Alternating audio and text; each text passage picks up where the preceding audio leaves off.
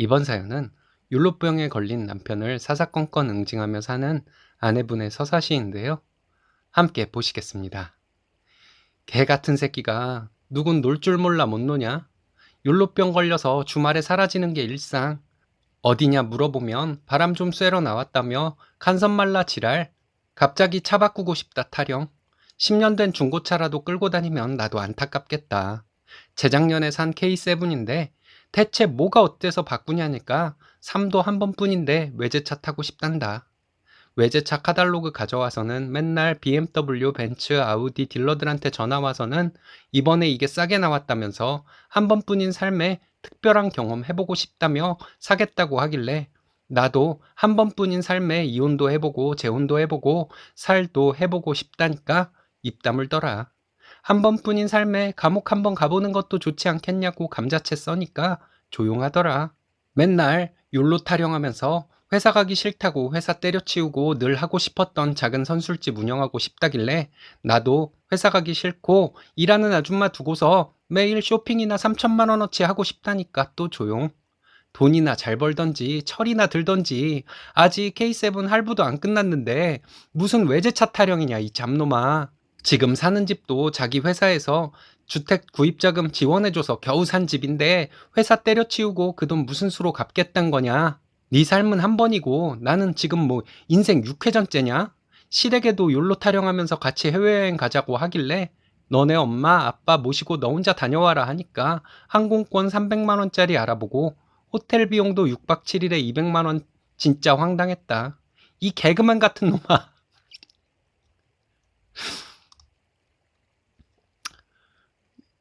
겨우 500만 원밖에 안 한다길래 응 그래 500밖에 안 하는 돈 네 용돈에서 깐다니까 갑자기 아시아나 낮 비행기에서 진에어 밤 비행기로 호텔 6박 7일이 3인 47만 원으로 팍 줄더라 이 불효자 새끼야. 대체 삥땅을 치려고 한 건지 진짜 저렇게 끊으려고 한 건지 멍청한 머릿속 이해하기도 싫다. 욜로욜로 하길래 나도 욜로욜로 하면서 회사 빼고 3박 4일 우리 엄마 아빠랑 제주도 갔다 왔더니 태도 바뀌더라. 욜로족인 척하면서 사실은 알뜰한 새끼야. 회사에 사직서 쓴다고 나도 내 인생 찾아간다니까 직장 때려치우면 이혼이라고 방방 뛰더라. 네 욜로를 나도 꼭 함께 해야 하니 이 로맨틱한 새끼야. 솔직히 이 결혼 생활에 아무런 미련도 없으니까 이혼하자. 어차피 내 명의도 네 명의도 아닌 회사한테 저당 잡힌 집 내가 산 가전이나 처분하면 땡이지 하니까 지도 찔리는 게 많은지 어쨌든 집은 내가 갚고 있잖아 해서 그걸 아는 놈이 직장 때려치운다는 소리가 나오냐니까 왜 자꾸 화만 내고 사람 말을 안 들어주냐더라. 주제 파악도 못하고 욜로거리는 남편 보니까 앞으로 같이 살 마음이 남아있을지도 모르겠다. 이 사랑하는 서방 새끼야. 이번 사연은 시모 생신에 시댁에 미역국을 끓여놓고 온 며느리에게 시모가 원망을 하길래 참교육을 하고 앞으로 더 강하게 나갈 것이라는 사연인데요.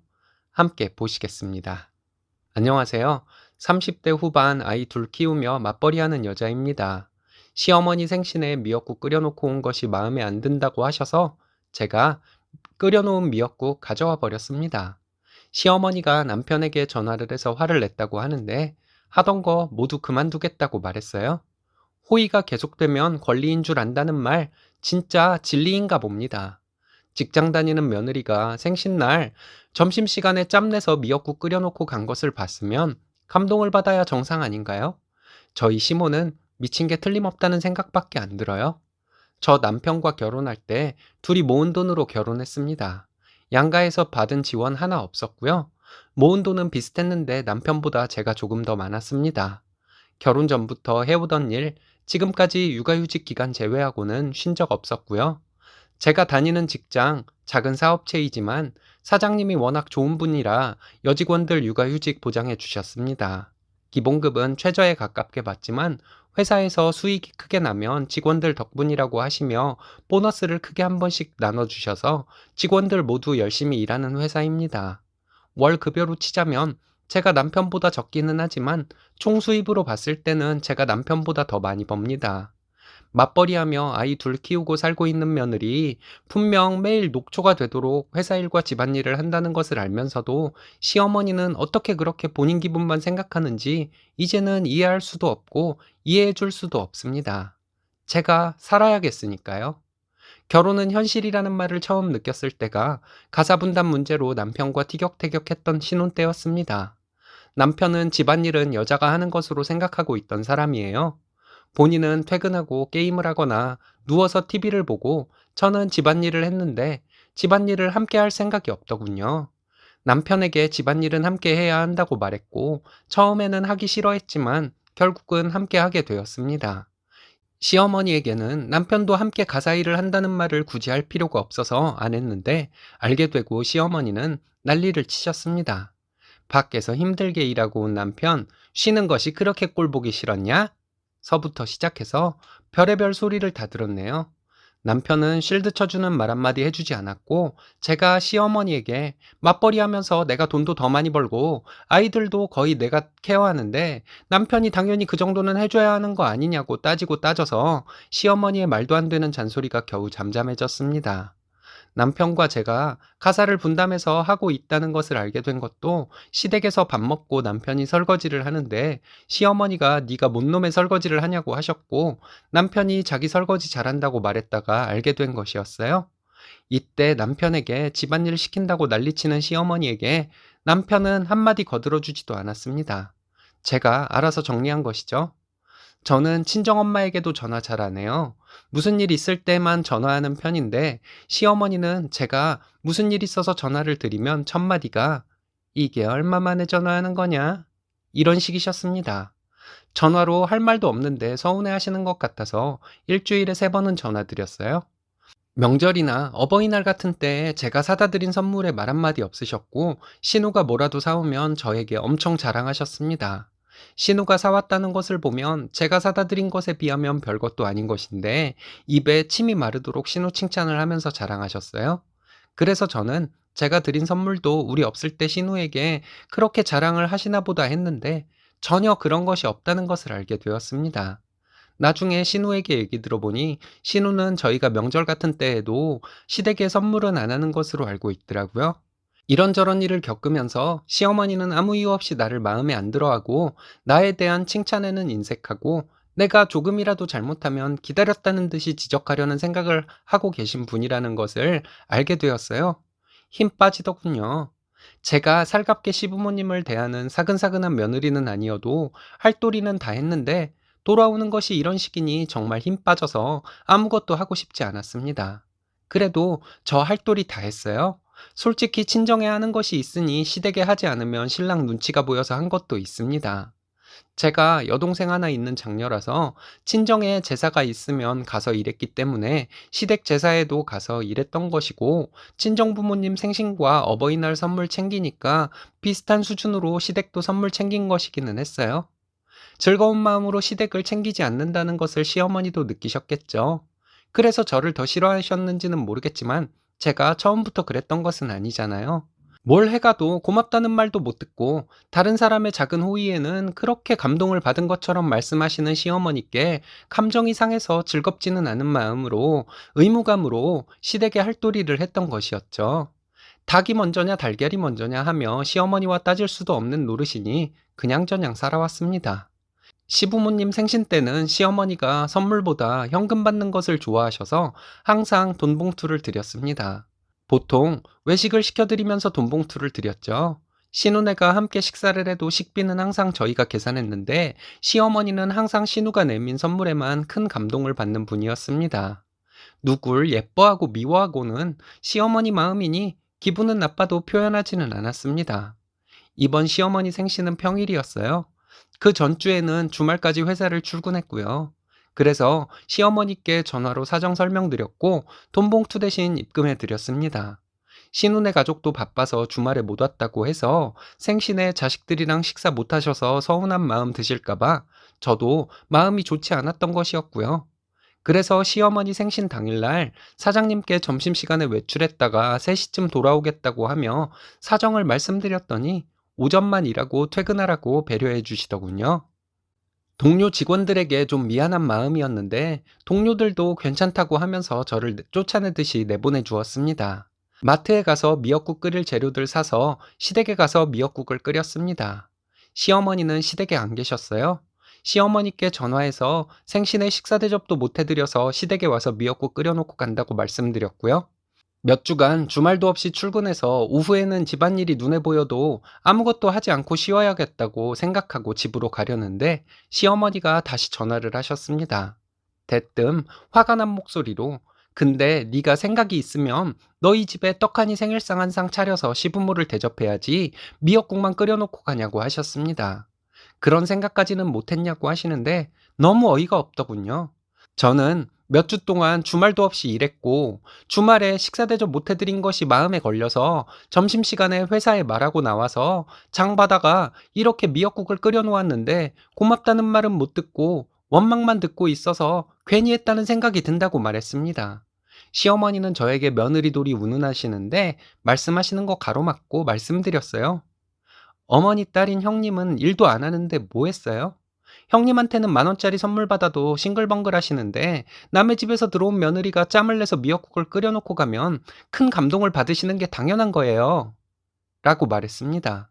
시어머니는 그렇게 힘들게 일하는데 그럼 뭐하러 미역국을 끓여놓고 가냐고 누가 하랬냐고 신경질을 내시더군요. 그렇게 마음에 안 드시면 미역국은 제가 가져갈게요. 제가 미역국 끓여놓은 거 보시면 어머니 화만 나실 거잖아요. 미역국 냄새 없어지도록 환기까지 싹 시켜놓고 미역국 가져갈 테니까 제가 미역국 끓였던 건 잊어주세요. 라고 했습니다. 제가 이렇게 세게 나올 줄은 모르셨겠죠? 시어머니 아무 말씀 못하고 계시더군요. 몇 주 동안 힘들게 일하고 지금 점심도 못 먹었는데 집에 가져가서 이거 먹고 쉬어야겠어요. 다시는 이런 거 해드리는 일 없을 테니 이번 일은 잊어주세요. 하고 미역국 가지고 집에 와버렸습니다. 저녁에 남편이 퇴근해서 들어와서 하는 얘기가 시어머니가 많이 화가 났다고 하는 것이었습니다. 한참 동안 남편에게 상황 설명을 해줬어요. 그리고 앞으로 시댁에 아무것도 하기 싫다고 말했고요. 본인 자식한테는 티쪼가리 한 장만 받아도 한바구음 지으면서 남의 집 귀한 딸한테는 미역국 받았으면 좋아서 춤을 추셔도 시원치 않을 판에 이런 식으로 나오시면 도대체 내가 어디까지 해야 만족을 할지 모르겠어서 더 이상 못하겠다고 했습니다. 시어머니는 내가 뭘 해줘도 서운한 척 하시면 내가 더 잘하려고 노력할 것이라고 생각해서 그걸 노리고 이러시는 것 같은데 참 유치원생 같은 발상이라 더 이상 못 맞추겠으니 남편 보고 알아서 하라고 했습니다. 시어머니 내가 생각이 있는 며느리냐고 하셨는데 내가 정말 생각이 없는 며느리니까 지금까지 이렇게 시어머니에게 될 수 있으면 맞추려고 노력한 것 같다고 생각이 있는 며느리였으면 애초에 시어머니를 딱 끊어버렸을 것이라고 말했습니다. 내가 잘못이 있다면 시어머니에게 할도리는 하려고 노력해서 시어머니가 얕잡아 볼 짓을 한 것뿐이라고 앞으로는 시어머니 생신 때 축하드린다고 전화 한 통이나 드릴 것이라고 말했습니다. 만약 이거 가지고 당신이나 시댁 누구라도 싫은 소리 하면 이거조차도 안 할 것이니 그리 알라고 했어요. 결혼 초기에는 남편이 좀 뭘 모르는 사람이었지만 저와 살면서 대화로 풀어나가면 자기 잘못은 고치고 하는 사람이긴 한데 시어머니 때문에 화가 난 것을 남편에게 화풀이 한 것 같아 좀 미안하기도 하네요. 아무튼 저는 앞으로 시댁에 아무것도 하지 않을 생각입니다. 아무것도 하지 않는 것에 대해 한마디라도 하면 찾아뵙지도 않을 생각이에요. 남편이 알아서 중간 역할을 잘했다면 좋았겠지만 그 정도까지는 아니어도 제가 말하면 듣고 실행에 옮기는 정도까지는 해주니 이 정도에 만족하고 살아야겠죠. 그날 이후에 시어머니 저에게 전화 한 번 안 했고 저도 전화 안 했어요. 제가 먼저 전화할 마음 전혀 없고요. 시어머니 전화 와서 저에게 싫은 소리 한마디라도 하면 큰 소리가 나더라도 할 말 다 하려고요. 제 얘기 들어주셔서 감사합니다. 이번 사연은 짠돌이 예랑이 예물로 쓰니님을 시험하길래 사이다를 날리고 파혼을 선언했다는 사연인데요. 함께 보시겠습니다. 안녕하세요. 20대 후반 예신입니다. 예랑과 예물 보러 갔다가 너무 황당하고 치욕스러워서 결혼은 없던 것으로 하려 합니다. 인생 선배님들은 어떻게 생각하시는지 궁금해서 글을 써봐요. 읽어보시고 조언 부탁드립니다. 예랑은 30대 초반이고 1인 사업자로 작은 사업을 하고 있는 사람입니다. 연애 3년간 선물이라고는 첫 생일에 옷 한 벌, 두 번째 생일에 지갑 하나, 이렇게 딱 두 번 받아봤습니다. 저는 얘랑에게 생일 때에는 물론 자잘한 것들 많이 선물했고요. 얘랑은 소소한 선물 센스는 찾아볼 수 없는 남자입니다. 짠돌이처럼 보이기는 했지만 부지런하고 성실하게 일하는 모습이 믿음이 가서 결혼하기로 했어요. 식장은 저희가 사는 지역에서 가장 싼 곳으로 정했습니다. 저는 성대한 결혼식이 로망이었지만 얘랑과 함께 예식장을 알아보다가 1시간도 안 되는 결혼식에 1,000만 원을 쓰는 것이 저도 아깝다는 생각이 들어서 얘랑과 상의 끝에 싼 곳에서 하기로 했습니다. 코로나가 어떻게 될지 몰라서 신행도 자동차 렌트해서 며칠 동안 국내를 돌기로 했고요. 신행은 저도 얘랑도 여행에 별 관심이 없어서 큰 불만은 없었습니다. 식장과 신행을 이렇게 하는 대신에 얘랑이 예물은 좋은 것을 하자며 500만 원가량 생각하라고 전부터 얘기했습니다. 만나면 반지 잘 알아보고 있냐고 묻곤 했어요. 그리고 지난 주말에 예물 보러 저희가 사는 지역에서 1시간 넘게 걸리는 곳으로 갔어요. 제가 생각한 반지는 명품 브랜드였는데 가격을 알아보니 200 정도 되었습니다. 귀걸이, 목걸이, 팔찌 등은 귀금속 상가에서 할 것이라고 생각했고 나머지는 쓸데없는 것이라 생각하고 생략할 마음이었어요. 백화점에 가서 반지를 실물로 보니까 가격만큼은 안 돼 보이긴 했는데 얘랑이 반지 하나 보더니 바로 백화점에서 나와서 택시 타고 귀금속 상가로 가자고 했습니다. 그렇게 하루 종일 귀금속 상가를 돌아다니며 발품 팔아서 삼부 다이아 반지, 큐빅 목걸이, 귀걸이, 팔찌를 300 정도에 계약했어요. 돌아다니면서 명품은 이름값이다 뭐다 하더니만 까르띠에 짝퉁을 결혼반지로 고른 것이었습니다. 이때까지도 저는 기분 상하거나 하지는 않았어요. 여기저기 다녀봤지만 디자인이나 다이아는 비슷해서 그냥 마음에 드는 다이아 반지 싸게 구입하는 것이 좋았습니다. 귀금속 상가에서 계약서 작성하고 다음날 이체하기로 한 다음 차를 가지러 백화점으로 갔어요. 주차 시간이 너무 길어서 주차비 많이 나왔겠다며 뭐라도 사야 하는 것 아니냐고 지나가는 말로 얘기했는데 갑자기 얘랑이 가방을 하나 사라고 했어요. 저는 그냥 한 말인데 깜짝 놀라서 왜? 오빠 미쳤어? 막 이러면서 진심이냐고 여러 번 물어봤습니다. 진짜라고 하길래 짠돌이인 얘랑이 결혼 날짜도 잡고 해서 내 사람이다 생각하니 좀 쓰는 건가 하는 생각도 들었습니다. 어쨌든 신이 나서 명품 매장으로 갔어요. 한편으로는 오빠 오늘 돈 많이 썼잖아. 괜찮은데? 하고 싶은 마음이 들기도 했지만 처음 있는 일이라 신이 났습니다. 양심상 샤넬 매장은 안 가고 다른 명품 매장을 돌아다녔어요. 2, 300짜리는 생각도 안 했고 100 안쪽으로 클러치나 생각하고 둘러보며 얘랑도 어울린다 안 어울린다 봐주다가 진짜 마음에 드는 것을 골랐는데 그 순간 얘랑이 갑자기 오늘은 그냥 집에 가자 하더라고요. 장난치나? 하는 생각이었는데 얘랑이 계산해 보니까 계산이 안 맞는다며 저를 에스컬레이터로 데려갔습니다. 장난인 줄 알았는데 지하 주차장에 들어서는 순간 말할 수 없을 만큼 수치스러웠어요. 솔직히 가방이나 클러치 같은 것은 생각하지도 않았고 저에게 중요한 것도 아니었는데 얘랑이 이랬다 저랬다 하는 것에 정말 화가 났습니다. 차에서 얘랑에게 왜 이랬다 저랬다 했냐고 조심스럽게 물어봤더니 처음에는 통장 잔고가 안 될 것 같다고 하더라고요. 그게 말이 되냐고 계속 물어봤더니 얘랑은 글쎄 제가 어떻게 나오는지가 궁금했다고 하더군요. 얘랑이 또 하는 말이 오늘은 예물 해줬으니까 됐다고 가방은 다음에 사달라고 할 줄 알았다는 거예요. 제가 그 돈 아껴서 잘 살자 하는 말을 기대했었다고 하면서요. 내가 사달라고 조른 것도 아니고 100만 원으로 나를 떠봤다는 사실 자체가 기분 나쁘잖아요. 예물 300에 가방까지 바란 제가 나쁜 년인가 하는 생각도 들고요. 오늘 예물 봤으니까 가방은 다음에 사주고 저녁이나 먹으러 가자. 내가 살게. 이랬어야 얘랑의 시험에 통과하는 것이었나요? 참고로 양가 도움 일체 없고 집도 전세대출 최대한 받아서 장만하는 것이고 시댁에서는 체면상 친척들에게 이불은 해야 한다고 해서 이불 11채 했고 저희 집엔 아무것도 없었습니다. 얘랑 반지 빼면 250도 안 되는 예물 받으면서 하는 이 결혼 꼭 해야 하는 것인지도 의문이 들더라고요. 친구들에게 창피하고 엄마한테 미안해서 말이에요. 그래서 제가 예물 가방 2, 300짜리 받는 사람도 많다. 그런 것은 바라지도 않았다. 내가 이렇게 행동했으니 시험도 했겠다. 결정도 오빠가 하면 되겠네. 사람 간 봐서 명품 밝히는 인간 만드니까 좋냐. 했더니 아무 말도 안 하더라고요. 화를 낼 사람이 누구인데 자기가 기분 상한 표정을 하고 있는지 정말. 그래서 저 결혼 엎을 생각으로 지금까지 쌓인 말들 다 해버렸습니다. 우리 결론적으로 예식장 신혼여행은 가장 싼 곳으로 했고 집값은 거의 대출이고 예물 반지는 오빠 말로만 비싼 것으로 하라고 하고는 결국 이미테이션 반지이고 가방도 사줄 것처럼 골라보라 하더니 날 시험한 것이었고 그런 사람이 예단 요구할 것은 다 요구했다. 오빤 말만 뻔지르르하게 하고는 정작 해준 것은 없으면서 나를 사치하는 여자인지 시험을 하는 것이 말이 되냐? 이렇게 막 쏘아붙였어요. 변명이든 뭐든 해줬으면 좋겠는데 무표정으로 운전만 하고 있더라고요. 더 화가 나서 나 남편에게 이런 대접 받고 살고 싶지 않다. 오빠가 결혼 전부터 이런 식인데 결혼해봐라. 돈 벌어다 줄 때마다 나를 간보고 눈치 보게 만들지 않겠냐.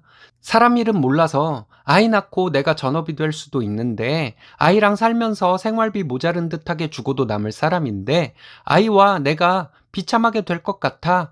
이 결혼 없었던 것으로 하고 싶다. 이렇게 얘기했습니다. 얘랑은 갑자기 말 진짜 그렇게 할래? 이러는 거예요. 내가 못할 말 했냐고. 나 당장 여기서 내려달라고. 우린 여기서 끝이라고 하고 차에서 내려서 택시 타고 집에 왔어요. 그날부터 얘랑에게 전화가 몇 번 왔지만 안 받았습니다. 그리고 이제 끝이라고 문자 보냈어요. 부모님께도 다 얘기했고 아빠도 화가 많이 나셔서 당장 그만두라고 하시고 엄마는 화는 안 내셨지만 그런 결혼하면 엄마 많이 속상할 것 같다고 하셨습니다. 확실히 파혼하기로 마음을 굳혔지만 3년이라는 연애 기간이 있어서 조금 흔들리기도 하는데 제가 정신 차리도록 무슨 말이라도 해주셨으면 해요. 이런 대접받으면서 결혼하는 것은 정말 아닌 거죠.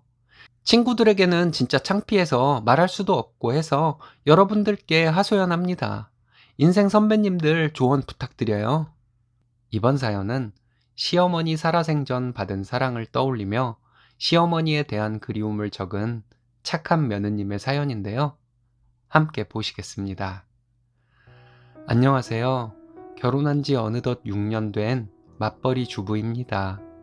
나이는 35살이고 남편과는 2살 차이입니다. 항상 날 보면 웃어주고 기쁘게 맞아주셨던 시어머니를 생각하며 이 글을 쓰네요. 자다가, 밥 먹다가, 일하다가도 생각나는 세상에서 제일 존경스럽고 사랑하는 어머니. 과격한 성향의 남자라서 아무리 살갑게 다가와도 남편을 경계했습니다. 남편이 결혼하자고 프로포즈를 했을 때도 저는 겁부터 먹었습니다. 이런 저를 다독여주고 함께 울어주고 화도 내주셨던 분이 저희 시어머니세요. 이런 어머니를 믿고 남편과 결혼을 했습니다. 어머니 집에 들어와 살게 되었지만 시어머니는 내 손에 물이 닿는 것조차 질색하셨습니다. 제사 때 다른 요리에 신경 쓰느라 정신없어서 산적을 다 태워버려도 오히려 내가 잘 살폈어야 했는데 당신 탓이라고 오히려 잘못했다고 하셨던 시어머니. 이런 시어머니를 닮아 아주버님과 시누이들도 시집살이의 시자도 시키지 않았습니다. 어느 날 술을 마시고 잔뜩 취해서 온갖 푸념을 어머니께 했더니 귀찮아 하시지 않고 날 부둥켜 안아주시며 앞으로 힘든 일이 생기거나 고민이 생기거든 나한테 털어놓으라 하시던 시어머니. 이런 어머니가 너무 감사해 명절날 백화점에 가서 옷을 사서 드렸더니 한사코 거절하시며 환불하라고 하시던 어머니께 고집부려 그 옷을 드리고 왔습니다. 그 옷을 무척이나 좋아하셔서 당신이 만약 죽거든 이 옷을 입혀서 화장시켜달라 하셨던 시어머니. 이 말씀을 듣고 저는 하루 종일 펑펑 울었습니다. 첫째 임신 소식을 듣고 하늘로 날아갈 듯이 좋아하셨던 어머니, 내가 설거지 빨래라도 하면 항상 당신이 하겠다며 고집 부리셨던 시어머니, 어느 날 배가 끊어질 듯 아파서 병원에 가니 예정일보다 아기가 빨리 나올 것 같다고 곧바로 입원을 하라고 했습니다. 고통스러운 진통을 참을 수 있었던 것은 곁에서 한 번도 떨어지지 않고 땀을 닦아주고 괜찮다고 격려해 주셨던 어머니 덕분이었습니다. 덕분에 무사히 자연분만에 눈에 넣어도 아프지 않은 아들을 낳았습니다. 수고했다. 정말 고생했다 하시며 날 보며 웃고 울던 시어머니, 맞벌이를 해서 아기를 시어머니께 부탁드렸는데 한 번도 귀찮은 내색 안 하시고 우리 손자 사랑한다 하시며 우리 아들을 너무나 예뻐하셨던 시어머니, 남편이 가끔 왜 반찬이 항상 똑같냐고 나한테 투정을 부리면 어머니가 뒤에서 국자로 남편 머리를 때리시면서 이놈의 자식이 먹기 싫으면 네가 직접 차려 먹어 하시면서 남편에게 욕 한 바가지를 하시던 시어머니, 저녁에 TV를 보면서 웃는 나를 보고 흐뭇한 표정을 지으시고 내 머리를 가볍게 쓰담쓰담 해주시더니 네가 내 자식들보다 10,000배 더 예쁘다 하는 말씀을 매일 해주셨던 시어머니, 둘째를 가졌다고 시어머니께 말하니 동공이 커지시면서 깜짝 놀란 표정으로 얼싸 안아 주시면서 연신 고맙다고 말씀하시던 시어머니, 내 기억 속 가장 끔찍한 일이었던 둘째가 유산되었다는 것을 펑펑 울면서 말씀드리니 어머니께서 얼마나 힘들었니 아가야 하시면서 널 더 챙기지 못한 내 탓이다 하시던 시어머니, 제가 살면서 제일 잘했던 일은 이런 어머니를 만났다는 것입니다. 그런 어머니를 작년에 보내드렸습니다.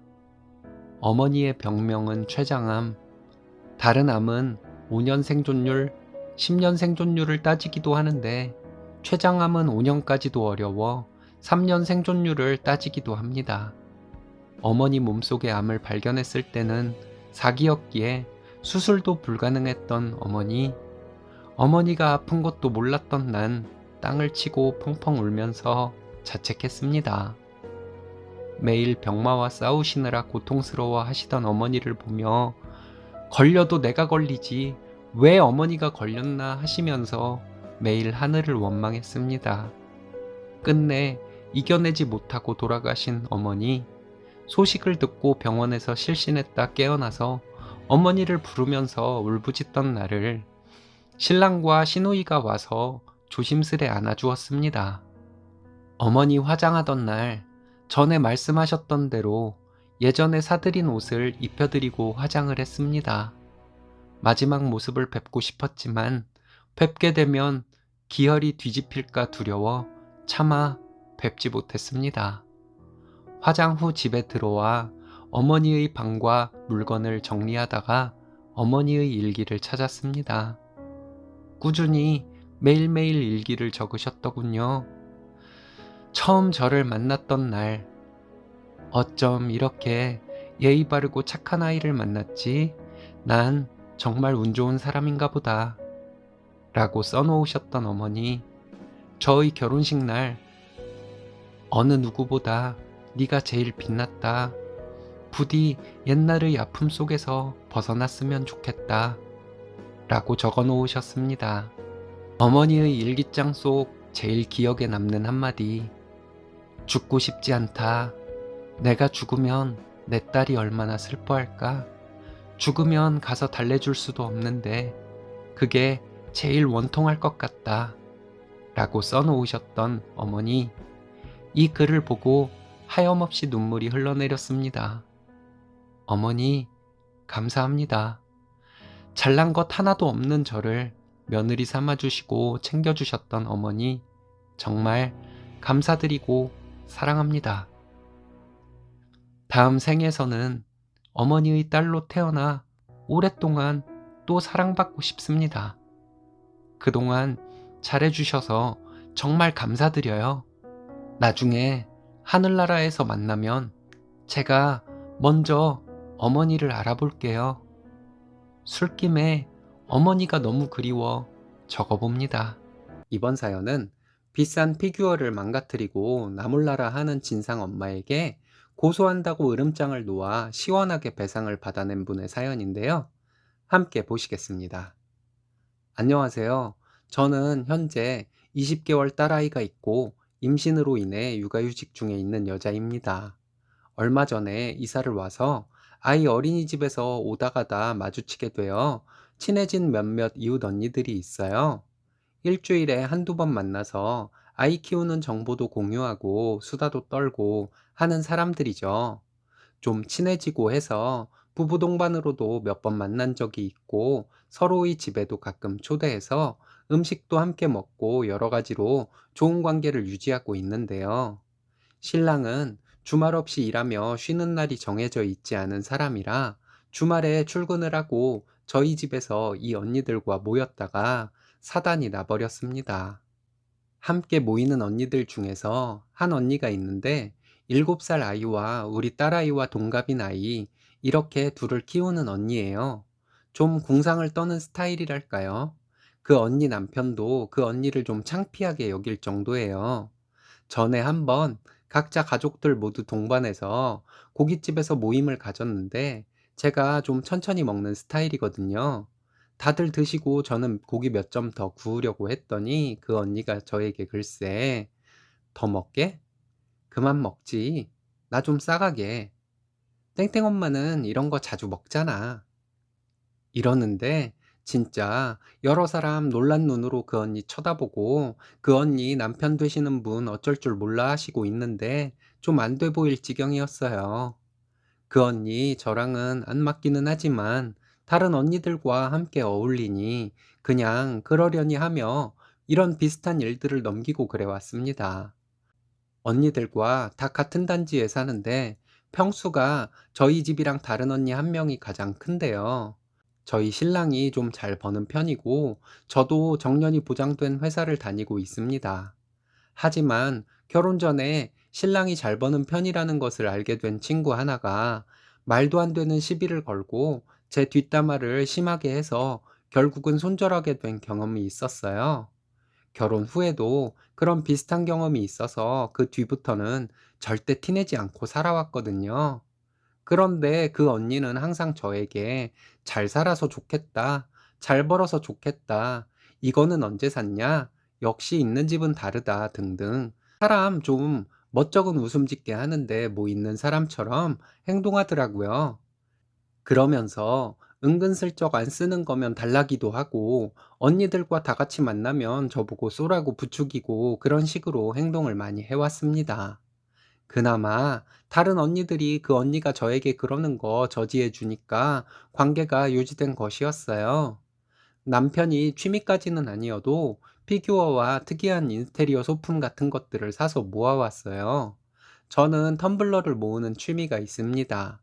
원래는 거실에 작은 진열장을 하나 놓고 저와 남편이 모으는 것들을 전부 진열해 두었었는데 아이가 자라면서 위험할 수도 있고 또 아이가 망가뜨릴까봐 작은 방으로 모두 옮겨놨습니다. 얼마 전에 그 문제의 주말 점심 때 그 언니와 다른 언니 하나가 저희 집에 왔는데 다른 언니는 남편이 아이를 봐준다고 혼자 왔고 그 언니는 아이를 둘 다 데리고 왔더라고요. 피자 시켜 먹으면서 아이들은 지들끼리 왔다 갔다 하면서 놀고 언니들과 저는 이런저런 얘기하고 있었습니다. 근데 갑자기 작은 방에서 우당탕탕 하는 소리가 났어요. 진열장이라는 직감이 들고 놀라서 달려가 보니 정말 참담한 광경이 펼쳐져 있더라고요. 진열장이 앞으로 쓰러져 있었습니다. 제 텀블러들은 깨지는 물건이 아니니 상관없고 남편 피규어들이 걱정이 되긴 했지만 우선 저는 그 언니 첫째 아이가 다쳤나를 살폈어요. 다행히 다친 곳은 없더라고요. 그래서 아이에게 놀라지 않았냐고 하며 괜찮다고 하며 달래주었습니다. 일단 위험하니까 다들 나가 있으라고 한 다음에 살펴보려고 했는데 엄두가 안 나서 신랑이 오면 같이 정리하자 생각하고 거실로 나가서 아이에게 물어봤어요. 어떻게 된 것이냐고 했더니 우물쭈물 하다가 아이언맨 피겨 꺼내려고 진열장을 밟고 올라가다가 무너진 거라고 하더군요. 만지고 싶으면 말을 해야지 왜 마음대로 그러냐고 했더니 그 언니가 일단 서로 놀랐으니 진정하고 연락 달라며 미안하다는 한마디 하고는 가버렸습니다. 다른 언니랑 저랑 진짜 황당해서 저에게 같이 치워준다고 했는데 신랑 퇴근하면 함께 치우겠다고 보냈습니다.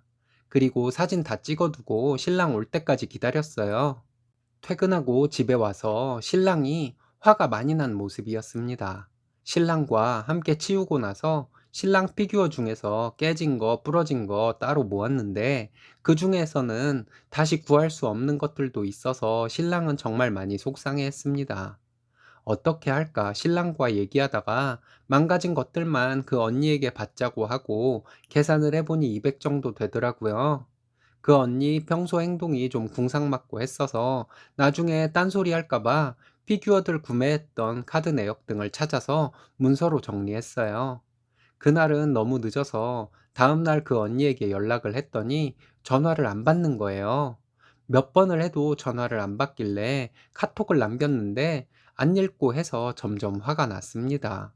그래서 진열장만 해도 몇십만 원이다. 진열장 값은 안 받겠다. 망가진 제품 값 주고 망가진 제품 가져가라. 미안하다고 먼저 연락했어야 하는 거 아니냐? 좀 너무한 것 같다. 바로 연락 달라. 이렇게 톡을 보냈는데 계속 연락이 없었습니다. 그날 신랑 퇴근하고 그 언니네로 찾아갔거든요. 초인종 누르니 남편이 문 열어주고 들어가니 어쩔 줄 몰라 하며 그 언니가 서 있길래 화가 더 나더라고요. 그 언니 남편에게는 말 못하고 있다가 저희가 올 것 같았는지 자기 남편에게 대충 막 얘기한 것 같은 느낌이었습니다. 그 언니 남편이 듣긴 들었는데 뭔 소리냐고 자세히 말해달라고 저희에게 말했어요. 제가 자세하게 얘기를 했고 혹시 몰라서 자료 뽑아간 것을 주었더니 화를 엄청 내면서 저희가 있는데 그 언니에게 막 욕까지 하면서 뭐라고 하는 거예요. 저희가 말리고 했는데 그 언니 남편은 그 언니에게 네가 알아서 해라 하더니 그냥 나가버리더군요. 남편이 그렇게 나가고 나서는 무슨 반전 영화 보는 줄 알았네요. 갑자기 그 언니 표정이 싹 바뀌더니 자기 아이가 그 진열장을 넘어뜨렸다는 증거 있냐고 하면서 저와 남편에게 소리를 지르며 나가라고 했습니다. 제가 어제 땡땡이가 아이언맨 만지고 싶어서 올라가다가 진열장 넘어뜨렸다는 거 언니도 듣고 나도 듣고 다른 언니도 들었지 않았냐고 했더니 제가 자기 아이를 몰아세워서 아이가 무서워서 그런 것이지 증거 있냐고 하더군요. 다시 아이에게 물어보려고 하니까 저희에게 막 나가라고 소리를 질러대며 밀쳐서 신랑과 저는 어쩌지 못하고 돌아왔습니다. 요즘 아이 생활책임보험 대부분 들어져 있는데 그런 보험도 안 들어 놓은 것인지 아니면 그냥 배째라는 식으로 나오는 것인지는 몰라도 어쨌든 너무 괘씸해서 진열장 망가질 때 함께 저희 집에 있던 언니에게 톡을 보냈어요.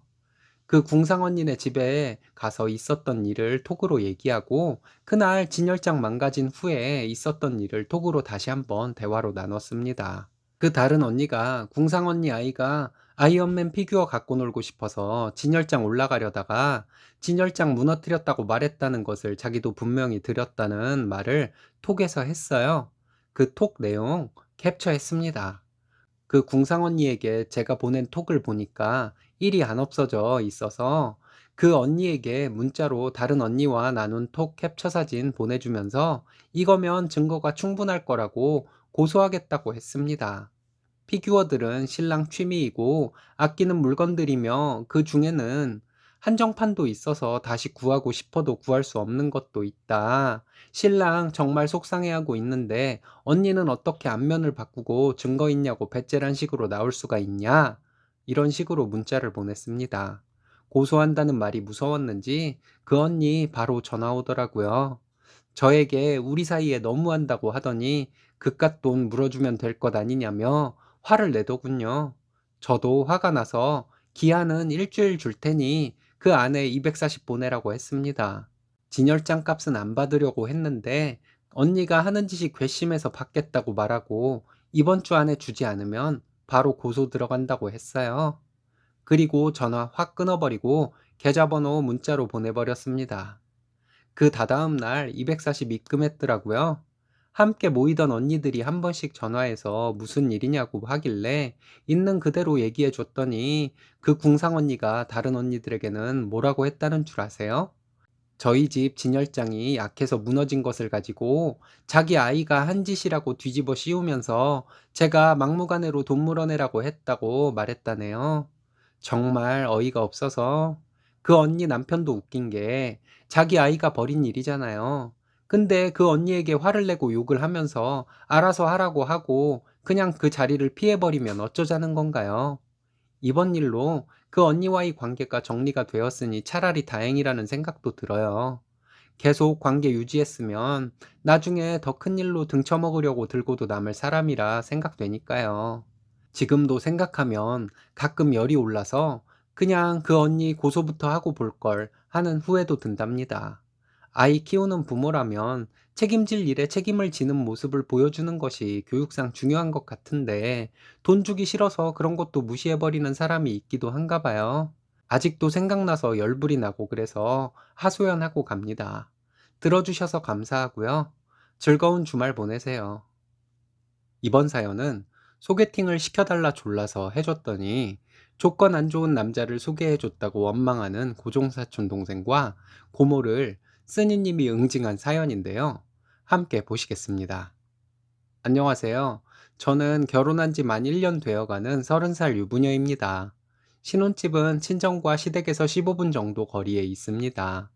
아직 아이도 없고 아무래도 가까우니 양가에 주말마다 가는 편이에요.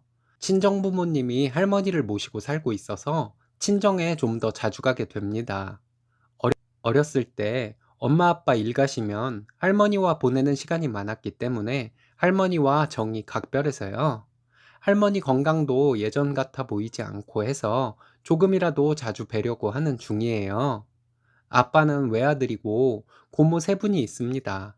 그 중에 큰 고모는 예전부터 친정이라고 저희 집에 찾아와서 저희 엄마 괴롭히고 그랬던 사람이에요. 저희 엄마에게 시누이 짓을 했던 것이죠. 명절 전날까지 일하던 엄마가 아빠와 함께 밤새도록 음식을 만들고 차례를 지내고 나면 점심때가 되기도 전에 고모들이 왔습니다. 다른 고모들은 별말 없이 할머니께 세배나 하고 그랬는데 큰 고모는 음식 가지고 정성이 있네 없네 하던 사람이었어요. 이런 것 외에도 엄마가 시부모를 모시는데 정성이 없다. 외아들에게 시집을 와서는 딸 둘을 낳고 더 낳지 않는다 등등 엄마에게 참 못되게 굴었던 고모였습니다.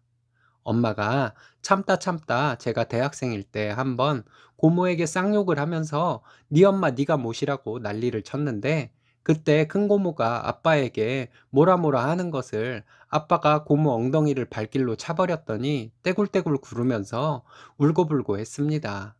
그리고는 다른 고모들과 할머니에게 자기 편 들어달라고 난리 쳤지만 모든 사람들이 엄마가 할머니 할아버지 모시고 고생하며 살아온 것을 알기에 엄마 편을 들어주었답니다. 그 이후로는 엄마에게 더 이상 이상한 짓을 하지는 않았지만 가끔 눈치 없는 소리를 하는 정도인 고모예요. 큰 고모네 집도 저희 친정이랑 멀지 않아서 가끔 저희가 친정에 가면 고모와 마주치곤 합니다. 큰 고모는 딸이 둘이 있는데 저보다 한 살 많은 언니와 한 살 어린 동생이 있어요. 사촌 언니는 고모와 전혀 다르게 선한 사람입니다. 저희 친정 부모님은 그 언니가 고모를 닮지 않고 고모부를 닮아서 착한 것 같다는 말씀을 종종 하곤 했어요.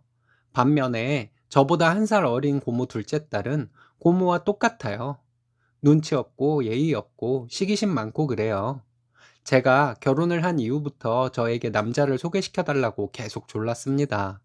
제 신랑이 직업이 경찰이에요.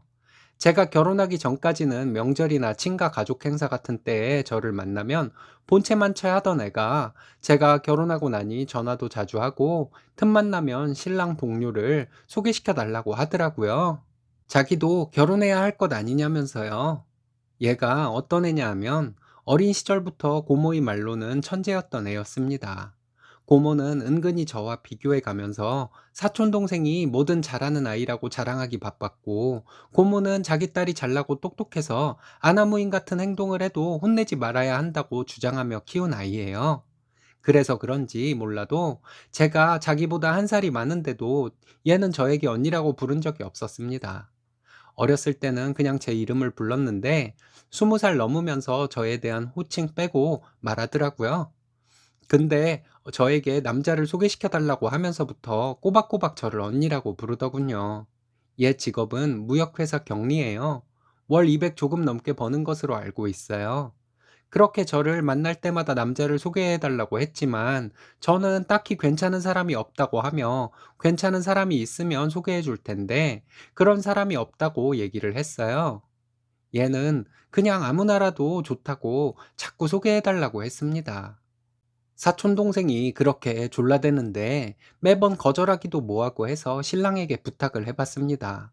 그랬더니 신랑은 소개해 줄 만한 후배가 몇 있긴 한데 그 처제 소개해 주기는 좀 그렇다고 하더라고요. 그래서 사촌 동생에게 딱 잘라 말했습니다. 미안하지만 소개해 줄 사람이 없다고요. 한동안 얘가 전화가 없더군요. 이렇게 귀찮은 일 하나가 정리가 되나 보다 했는데 남편이 어느 날 퇴근해서 사촌 동생에게 후배 하나를 소개해 주기로 했다는 말을 하더라고요. 어떻게 된 일인지 신랑이 얘기를 하는데 신랑이 한참 일하고 있을 때 사촌 동생이 전화가 왔다고 그러더라고요. 어떻게 된 일인지 신랑이 얘기를 하는데 신랑이 한참 일하고 있을 때 사촌 동생 전화가 왔다고 하더라고요.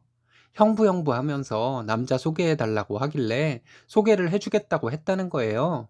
제가 신랑에게 왜 승낙했냐고 했더니 일할 때 전화 온 것이라서 정신없어서 알았다고 했더니 문자로 형부, 그럼 날짜 잡는 걸로 할게요. 이랬다나? 저희 신랑 저에게는 사촌동생 소개해 줄 사람 없다고 하더니 막상 사촌동생이 직접 전화해서 졸라대니 거절하기가 어려웠던 것 같아요. 좀 짜증나기는 했지만 신랑이 그냥 한번 소개팅 해주고 말자며 저를 다독이니 괜히 친정 식구로 인해 신랑을 귀찮게 한 것 같고 해서 미안한 마음이 들었습니다. 또 이왕 이렇게 된 거 이제 와서 어쩔 수도 없어서 그렇게 넘어갔습니다. 소개팅 날짜가 2주 전이었습니다. 그날 사촌 동생에게 저녁 늦게 전화가 왔어요. 다짜고짜 저에게 짜증 섞인 말투로 얘기를 시작하더니 화를 내기 시작하더라고요. 형부 경찰서에서 일하는 사람 아니냐며 자기를 무시해도 유분수라는 말을 하더니 저와 신랑이 자기를 갖고 놀았다는 거예요. 좀 높은 직에 있는 남자도 아니고 동네 파출소에서 일하는 남자를 소개해 줬다면서 막 따지더라고요. 어이가 없어서 신랑도 그렇게 시작을 한 것이라고 했는데 제 말은 듣지도 않고 화만 냈습니다. 나중에 좀 진정이 되면 다시 통화하자고 마무리했어요. 지 분수는 모르고 소개 안 해주려는 것을 억지로 해줘서 신랑 후배에게도 미안한데 정말 화가 진정이 안 되었습니다. 한참 지나서 사촌 동생에게서 문자가 오더라고요. 앞으로 사람 무시하고 살지 말라고요. 화나서 답장 안 하고 그냥 핸드폰 던져놨는데 생각할수록 화가 나더군요. 그 사촌 동생 엄마인 큰고모가 우리 엄마 괴롭히며 시집살이 시켰던 과거도 용서가 안 되는데 기껏 자기에게 과분한 남자를 소개해 줬더니 화를 내는 것에 더 화가 나서 못 참겠더군요. 그날 정말 잠도 제대로 못 잤네요. 그리고 지난 주말에 친정에 갔는데 고모랑 사촌 동생이 와 있더군요. 저를 보자마자 안 그래도 제가 온화해서 왔다며 어떻게 그런 남자를 소개해 줄 수가 있냐고 고모가 막 따지듯이 말했습니다. 이런 미친 사람들을 무슨 말로 설득을 할 수 있을까 하는 마음에 아찔하더라고요. 그렇다고 가만히 있으면 또 자기들이 정당하게 화를 낸 것이라 굳게 믿을 정신 빠진 사람들이라 듣고 흘려버리기도 뭐하고 해서 대꾸를 했습니다. 고모에게 먼저 말했어요. 내가 땡땡이에게 소개를 받으라고 한 것도 아니고 땡땡이가 구걸하다시피 소개팅을 해달라 조르는 것을 거절했는데 신랑 일하는 시간에 신랑에게 무식하게 전화를 해서 졸라서 어쩔 수 없이 소개팅을 해주게 된 것이라고요. 예의를 몰라도 이렇게 예의를 모르는 애인 줄은 몰랐다고요. 이렇게 개념이 없는 사람이란 것을 알아서 신랑도 사촌 처제지만 후배들 소개시켜주기 꺼려 했었다고요. 얘는 소개받는 남자가 직급이 낮은 것 같고 뭐라고 하는데 공무원이 그럼 처음부터 높은 직급으로 시작하는 것 봤냐고 했습니다. 신랑도 그렇게 시작한 것이라고 한 다음에 사회생활을 하고 있는 애가 그런 것에 대한 상식도 없는데 어느 누구와 만날 수 있겠냐고 따졌어요. 사촌 동생은 언성을 높이며 그래도 어느 정도 직급은 돼야 할 거 아니냐고 하더군요. 말이 안 통해서 정말 너는 200이나 버는 주제에 조건 좋은 남자 물어보려고 우리 신랑에게 남자 소개해달라고 한 것 아니냐고 했습니다. 요즘 남자들은 조건 안 보는 것 같냐고 했어요. 그때 소개해준 신랑 후배에게 내가 얼마나 미안했는 줄 아냐고 했습니다. 너같이 별 볼 일 없는 직업에 외모도 별로고 성격 파탄자에 상식도 안 통하는 애를 소개해주고 신랑과 신랑 후배에게 내가 얼마나 미안한 마음인 줄 알기나 하냐고 말해버렸네요. 엄마가 옆에 있다가 갑자기 땡땡이가 무슨 잘못이겠냐고 지 엄마 보고 배워서 저 모양인 것이겠지 하더군요. 그 말이 어찌나 웃기던지 제가 웃음이 터져버렸네요. 고모가 남은 화나 죽겠는데 뭐가 웃기냐고 막 소리 지르는데 제가 더 크게 웃어줬어요. 그리고 제가 고모에게 그랬어요. 그냥 얘 평생 데리고 사시라고요. 얘 결혼해봤자 지밖에 몰라서 남편이고 자식이고 눈에 뵈는 거 없을 애라고요. 괜히 결혼시켜서 여러 사람 괴롭게 만들지 말고 그냥 혼자 사는 게 나을 것 같다고요. 그런 주제에 남자 조건까지 보는 파렴치한 생각까지 가지고 있으니 어떤 남자도 거들떠보지 않을 것이라고요. 고모가 뭐라 괴성을 지르더군요. 할머니와 아빠가 동네 창피하게 하지 말고 가라며 고모에게 욕 한 바가지 해서 내쫓아 버렸습니다. 그리고 통쾌해서 엄마랑 신나게 수다 떨다가 집으로 돌아왔어요. 그날 저녁부터 사촌 동생에게 저주의 문자를 받고 있습니다. 하루에 몇 통씩이요. 너 인생 그렇게 살지 말아라. 너는 잘나서 결혼했고 나는 못나서 결혼 못한 거냐? 내가 좋은 데로 시집 가면 그때 보자. 밤길 조심해라 등등. 지가 좋은 데로 시집을 가긴 개뿔. 단문으로 더 약 올리고 싶지만 그냥 두고 보고 있는 중이에요. 얘가 정말 멍청한 게 신랑이 경찰인 것을 까먹은 걸까요? 이 문자 다 모아서 신랑에게 바로 신고하면 어쩌려고? 계속 이렇게 멍청한 짓을 하길 바래요. 충분한 증거가 될 때 신고해서 우리 엄마 예전에 괴롭힌 고모에게 갚아줘야죠. 합의는 절대 없을 겁니다. 이번 사연은 술집에서 일하다 유부남과 재혼을 한 시어머니이면서 며느리 가정교육을 운운하며 인신공격을 하다가 며느리에게 참교육을 당한 사연인데요. 함께 보시겠습니다. 안녕하세요. 결혼 9년 차 아들, 딸 키우는 워킹맘입니다. 얼마 전에 시어머니에게 제가 심한 말을 했습니다. 신랑도 같이 시어머니에게 화를 냈어요. 시어머니의 어이없는 행동들을 지금까지 참아왔는데 그렇게 참아온 것이 딸에게 너무 미안한 마음이 드네요. 가정사가 좀 복잡하고 친구들이나 지인들에게 말하면 혹시라도 흠잡힐 일이 될까봐 두려워서 말할 수도 없는 얘기입니다.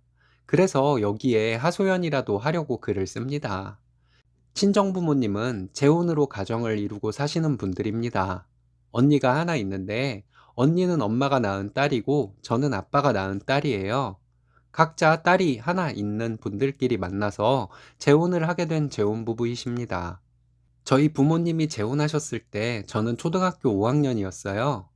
아빠와 둘이 살면서 많이 외로웠는지 엄마와 언니가 생긴다는 사실이 마냥 좋기만 했습니다. 엄마는 저에게 정말 자상하게 대해주셨고, 언니도 항상 저를 잘 챙겨주는 친언니였어요. 지금도 마찬가지고요.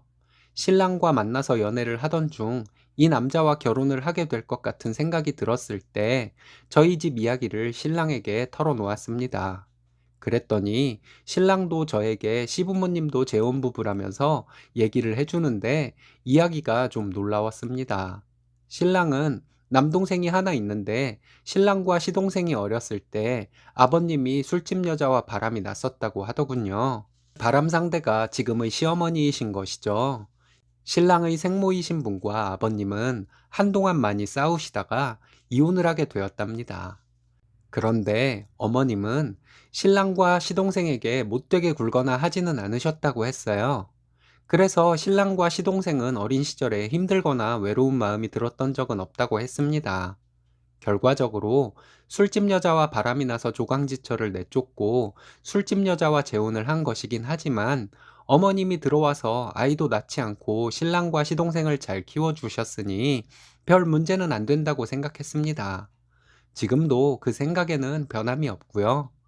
그렇게 신랑과 과거와 현재, 미래를 공유하며 사랑을 키워오다가 결혼을 했습니다. 처음부터 어머님은 저를 별로 좋아하지 않으셨어요. 제가 시부모님의 결혼 스토리를 모르고 있다고 생각하셨는지 친정부모님이 재혼이라는 것을 가지고 기분 나쁜 말씀을 하신 적이 몇 번 있습니다. 결혼 전에 시댁에 인사를 갔을 때 저희 언니를 배다른 언니인데 서로 사이가 좋냐? 새엄마는 잘하는 동안 못되게 굴지는 않았냐? 이런 것들을 물어보시곤 했습니다. 이런 것들을 자꾸 물어보시는 것이 어머님은 새엄마이지만 의붓아들들을 친엄마처럼 잘 키웠다는 것을 강조하고 싶어서 친정엄마와 언니가 저에게 못되게 굴었기를 바라는 마음에 저에게 자꾸 물어보는 것 같은 느낌이었습니다. 저는 항상 어머님이 이런 것을 물어보실 때마다 친정엄마가 잘해주셨고 언니와 친구처럼 지내왔다고 대답해 드렸어요. 결혼 후에도 어머님은 종종 이런 질문을 하셔서 같은 대답을 하기 짜증났지만 참고 늘 대답하던 대로 대답해 드렸습니다. 나중에는 제가 무슨 계모 밑에서 고생하고 자란 사람으로 어머님은 믿어버리시더군요. 제가 새엄마 밑에서 자라서 사랑을 많이 못 받고 자라서 가엾다는 식으로 종종 말씀하시곤 했습니다. 저는 친정엄마, 새엄마이시긴 하지만 친엄마 이상으로 저에게 잘해주셨거든요. 엄마는 항상 언니보다 제가 우선이었던 분이신데 어머님께서 자꾸 그렇게 말씀을 하시니 기분이 상했었습니다. 이것에 대해서 시어머니께 제가 한번 정색을 하고 말씀드린 적이 있었어요. 저희 엄마, 새엄마이시긴 하지만 새엄마인 것이 느껴지도록 하는 말이나 행동을 하신 적 없으시다고요. 저는 친엄마라고 생각하고 살고 있는데 어머님이 자꾸 쓸데없이 우리 엄마를 못된 계모로 몰고 가려는 이유가 뭐냐고 따진 적이 있었습니다. 아버님과 시동생도 어머님께 뭐라고 했는데 그때 잠시 멋쩍어 하시고는 별로 달라지시지는 않더라고요. 제가 첫째 아들을 낳고 둘째는 딸을 낳았는데 딸이 좀 크면서 시어머니가 저희 딸아이에게 하는 행동이 정말 가관이었습니다. 지금은 딸아이가 6살인데 4살 때쯤부터 시어머니는 같이 식사를 할 때 딸아이에게 물병을 주었습니다. 그리고는 두 손으로 공손하게 따르라고 시켰어요. 우리 딸은 아무것도 모르고 밥을 먹다가도 할머니가 하라는 대로 다 했고요. 2살 많은 아들에게는 그런 거 시키시지도 않으시면서 딸아이에게 매번 물을 따르라고 하시는데 너무 불만스러웠습니다. 신랑이 시어머니께 그런 것을 왜 시키냐고 물어보면 여자애들은 이런 것을 어렸을 때부터 익히게끔 해야 한다고 하더군요. 기본 소양이라 말씀하시면서요. 또 딸아이가 바닥에 앉아서 블럭이나 장난감을 가지고 놀고 있으면 어머님께서 오셔서 여자애는 다리 벌리고 앉으면 안 된다고 하셨습니다. 그냥 내복 입고 바닥에 앉아서 장난감 가지고 앉아서 노는 것인데 말이죠. 치마를 입고 팬티가 보이도록 앉아 있는 것도 아닌데 말입니다. 밥 먹을 때는 항상 반찬이랑 밥을 한 숟가락씩 남겨야 한다는 말씀을 하시고 손자에게는 시키시지도 않으시면서 손녀인 딸에게만 어머님은 안마를 시켰습니다. 이런 모습을 볼 때마다 열불 터졌지만 신랑이 나서서 저는 별말 안 했었는데요. 신랑이 나서는 것도 불만이었던 게 어머님이 다시는 그런 행동 하지 못하도록 강하게 액션을 해줬으면 좋겠는데 부드럽게 말을 하니 또 이런 일이 반복되어 왔습니다. 물론 그냥 할머니 어깨 좀 주물러줘라 하시면서 귀여워하시는 것이면 제가 이렇게 예민하게 반응 안 하죠. 그걸 시키는 의도가 너무 불쾌했어요. 여자애들은 이런 것들을 할 줄 알아야 한다더군요. 아니 도대체 여자애가 물 따르기, 안마 이런 것들을 할 줄 알아야 되는 이유가 뭐냐 이겁니다. 어머님이 별 이상한 것들을 딸아이에게 시키시는데 진짜 창피해서 어디 하소연도 못하겠고, 남편이 어머님께 그런 거 시키지 마시라고 뭐라 할 때마다 어머님은 애가 시키는 거 잘하는데 뭘 열을 내냐며 오히려 저와 신랑을 이상한 사람처럼 말씀하시더군요. 여자애는 이래야 한다. 여자애는 그런 거 하면 안 된다. 여자애는 이런 식으로 말씀을 하시는 것이 많이 거슬렸습니다. 연애할 때 신랑이 저에게 여자가, 여자는 이런 식으로 표현하는 것을 들어본 적 없거든요. 그래서 이런 시어머니의 행동이 더 이해가 안 갔습니다. 얼마 전에 시댁에 갔는데 또 딸아이에게 어머님이 말도 안 되는 교육을 하시더군요. 아이가 뽀로로 음료수를 들고 시댁에 들어갔습니다. 그 음료수를 들고 다니며 쪽쪽 빨아서 먹곤 했어요. 그걸 보시더니 어머님은 무슨 큰일이라도 난 것처럼 여자는 그런 식으로 음료수를 먹으면 안 된다고 하시더군요. 병째로 입 대고 마시면 안 되고 꼭 컵에 따라서 마셔야 한다면서 아이가 무슨 큰일 날 짓을 한 것처럼 말씀하시는 거예요. 아이는 할머니 눈치만 보고 있고 짜증이 나서 제가 어머님께 말씀드렸어요. 이 음료수가 원래 이렇게 흘리지 않고 빨아먹도록 만들어져 나오는 음료수라고요. 어머님은 여자애를 이렇게 가르치면 안 된다고 늘상 하시던 대로 말씀하셨습니다. 그날은 정말 더 이상 못 참겠더군요. 저도 모르게 평소보다는 좀 언성이 높게 말했나 봐요. 요즘 여자애, 남자애 옛날처럼 다르게 키우지 않는다고 말씀드렸습니다. 여자는 여자답게, 남자는 남자답게 이런 방식이 아이들에게 안 좋다고 해서 요즘 엄마들은 아들, 딸 차별 없이 대하며 키운다고 말씀드렸어요. 그랬더니 어머님은 아무리 세상이 변했어도 구별이 있어야 한다고 하더군요. 여기까지는 뭐 들을만 했습니다. 근데 어머님이 저에게 네가 그런 것을 제대로 교육받지 못하고 자라서 그런가 보구나. 새엄마 밑에서 자랐으니 오죽하겠니? 이러시는 거 있죠? 어머님이 잘못된 교육관을 가지고 있으신 것인데 신랑이 지금까지 얘기를 해도 계속 고집부려 오신 것을 참고 참다가 한마디 했더니 돌아오는 것이 이렇게 인신공격을 하는 것이었습니다. 저 정말 이성을 잃었네요. 어머니께 친정엄마와 우리 언니는 건드리지 말아달라고 했습니다. 생모와 친언니 이상으로 저를 사랑해준 분들이라고요. 어머님이 그렇게 나오시니 저도 할 말은 해야겠다고 했어요. 어머님은 어디 드러나 보게 해보라고 하시더군요. 어머님은 손녀에게 지금까지 여성스러움을 교육시키신다고 하시면서 이상한 교육을 시켰다고 말씀드렸습니다. 그리고 말끝마다 여자는 이래야 한다, 여자는 이런 거 하지 말아야 한다 하시면서 말씀하셨는데 그런 말들이 아이에게 여성스러움을 강요하는 나쁜 말들이라고 말씀드렸어요. 여자가 여자다워야 한다는 것이 뭐가 나쁜 것이냐고 하며 네가 가정교육을 제대로 못 받아서 이상한 생각을 하는 것이라고 말씀하셨습니다. 저는 가정교육을 제대로 받아서 이런 말씀을 드리는 것이라고 말씀드렸어요. 어머님은 여자는 이래야 한다 하는 것이 아니라 술집 여자는 이래야 한다 라는 것을 가르치고 있는 것이라고 말씀드렸습니다. 그리고 딸아이에게 여자는 이런 거 할 줄 알아야 한다며 어머님이 물 따르라 시키는 것이 무슨 말도 안 되는 행동인 줄 아시냐고 했습니다. 술집에서 술 따르는 거 연습시키는 것 같아서 싫다고 했어요. 그리고 여자는 안마를 할 줄 알아야 한다고 하는 것도 말이 안 되는 행동이라고 말씀드렸어요. 어머님이야말로 과거가 의심되는 이상한 행동을 하신다고 말해버렸습니다. 아이를 무슨 술집 여자를 만드는 것 같은 교육을 하시는데 그만하시라고 소리 지르며 말했습니다. 그리고 어머님이 계속 그런 식으로 아이들을 대하면 우리 아들은 여자를 무시하는 아이로 자랄 것이라고 말씀드리며 그렇게 되는 것도 무섭다고 했습니다. 저는 아들이라고 남자다움을 강조하는 것이나 딸이라고 여성스러움을 강조하는 것이나 둘 다 별로 안 좋은 교육이라고 생각하는데 어머님은 우리 딸아이에게 여성스러움을 교육시키는 것이 아니라 무슨 술집에서 하던 버릇을 가르치는 것 같아서 너무 불쾌하다고 말씀드렸어요. 어머님이 술집에서 일하시다가 아버님과 만나게 된 거 은근히 들추는 말이죠. 어머님은 놀란 눈으로 저를 살피듯이 쳐다보시더군요. 어머님께 우리 딸아이 술집 여자 만들 마음 없으니 그만하시라고 했어요.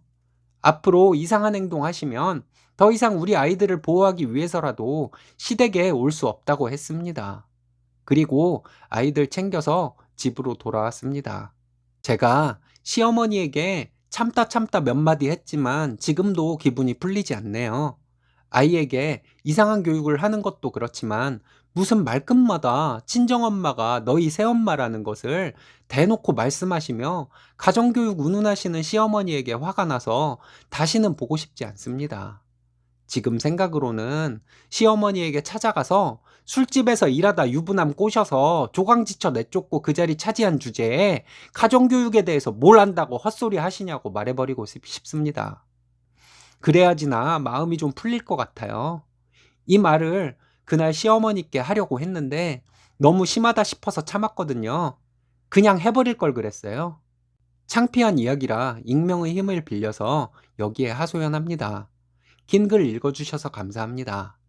이번 사연은 친정에 잘 해온 쓰니님을 제쳐두고 평생 놀고 먹은 오빠에게 전 재산을 증여한 친정 부모님에게 할 말 다 하고 소송을 건 여자분의 사연인데요. 함께 보시겠습니다. 안녕하세요. 저는 39살 아이 하나 키우며 맞벌이하는 여자입니다.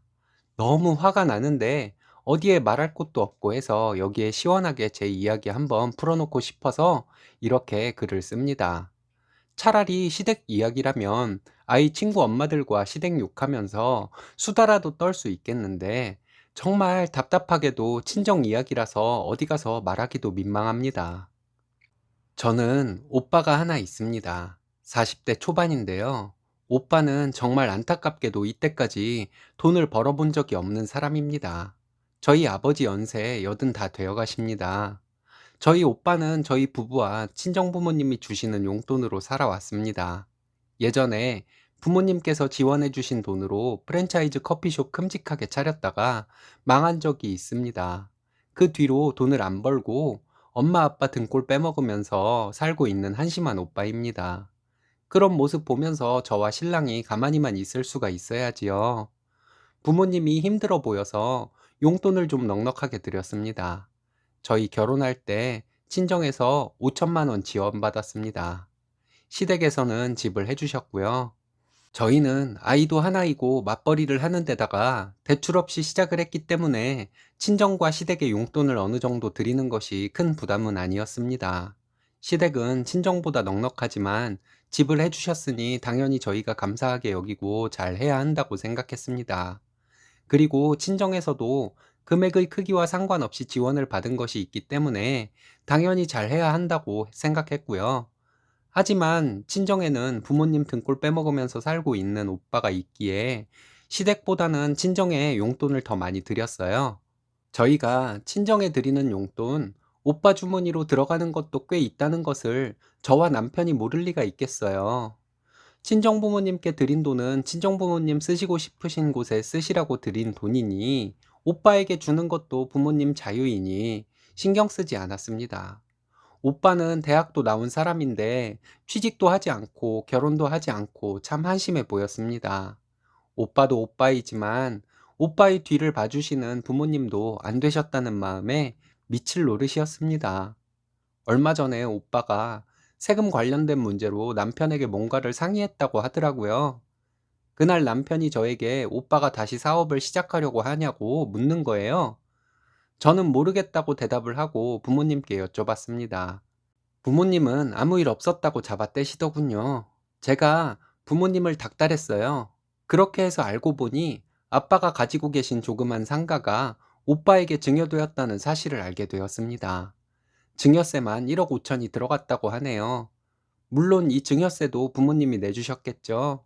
오빠가 무슨 돈이 있겠어요.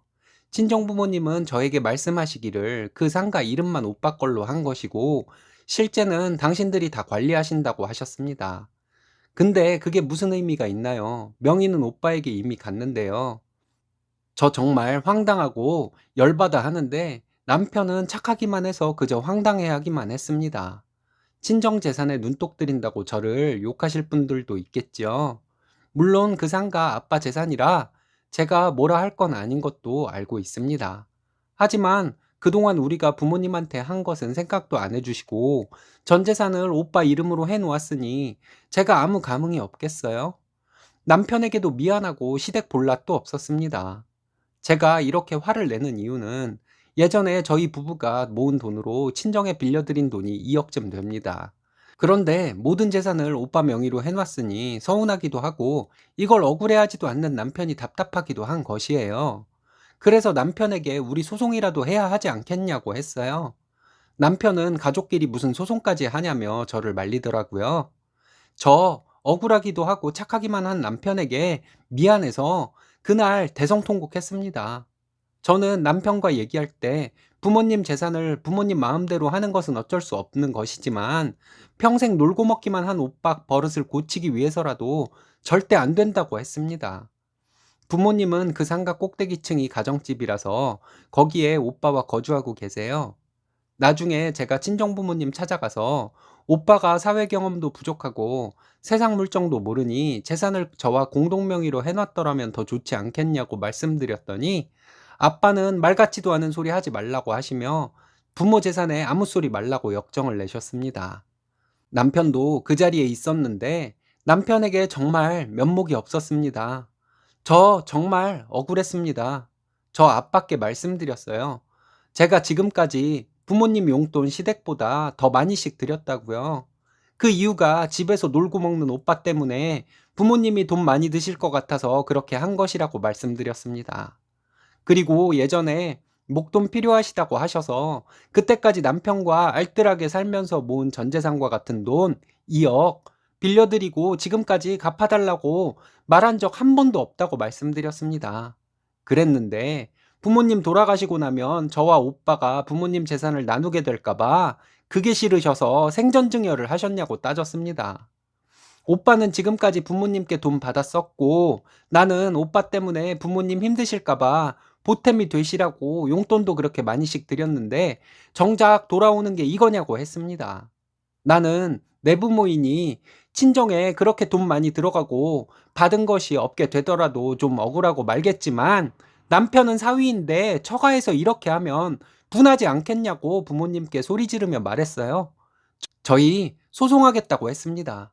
남편은 그렇게까지 하지는 말자고 했지만 저는 억울해서 못 참겠다고 부모님께 말씀드렸어요.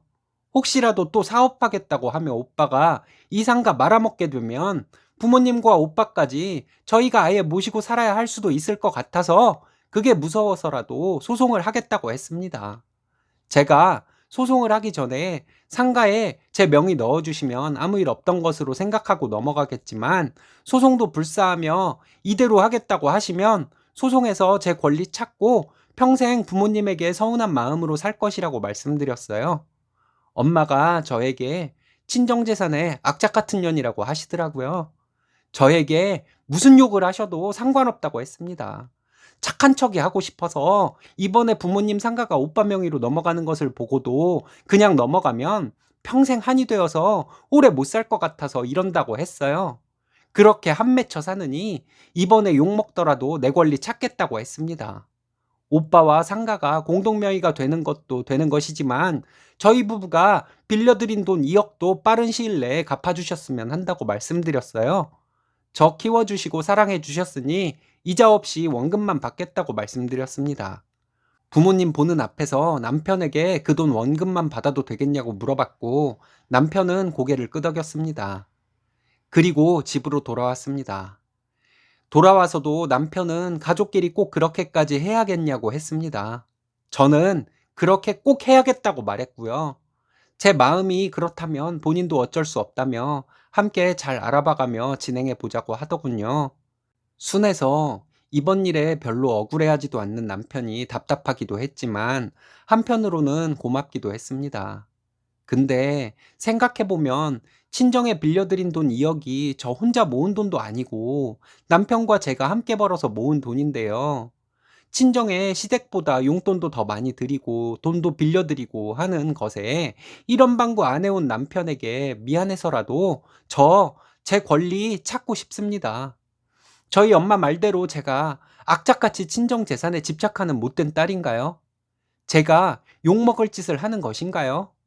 저는 제가 정당하지 못한 행동을 하는 것이 아니라고 생각하는데 아닌가요? 지금도 화가 가라앉지가 않습니다. 제가 잘못하는 것이 있다면 말씀해 주세요. 제 잘못을 지적은 해 주시더라도 욕은 하지 말아 주시기 바랍니다. 감사합니다. 이번 사연은 며느리 아끼고 어려워하던 시어머니를 집장만 하고 모시게 되어서 기쁘다는 효부의 사연인데요. 함께 보시겠습니다. 안녕하세요. 저는 내일 모레 마흔이 되는 여자입니다. 결혼한 지 10년 만에 집을 장만했습니다. 결혼할 때 생각이 나네요. 친정에서 많이도 반대했었습니다. 그때 저와 남편 둘 다 모은 돈이 많지 않아서 월세로 시작했습니다. 15평짜리 재건축 아파트에서 월세로 시작했어요. 오래된 아파트라 흉가 같은 느낌이었습니다. 그래도 사랑하는 남편과 결혼을 해서 함께 살 수 있다는 사실만으로 좋았습니다. 친정 가족들 반대로 많이 힘들었습니다. 예, 저희 남편 홀어머니 밑에서 자란 사람입니다.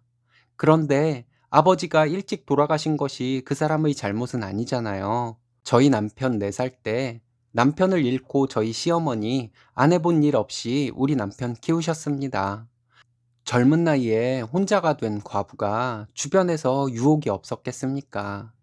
여자 혼자 어린아이 키우는 거 보통 일 아니잖아요.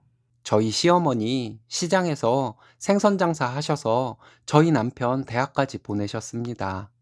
고생 많이 하신 분이지만 저희 시어머니 타고난 인물이 있으셔서 얼굴이 저보다 훨씬 예쁘세요.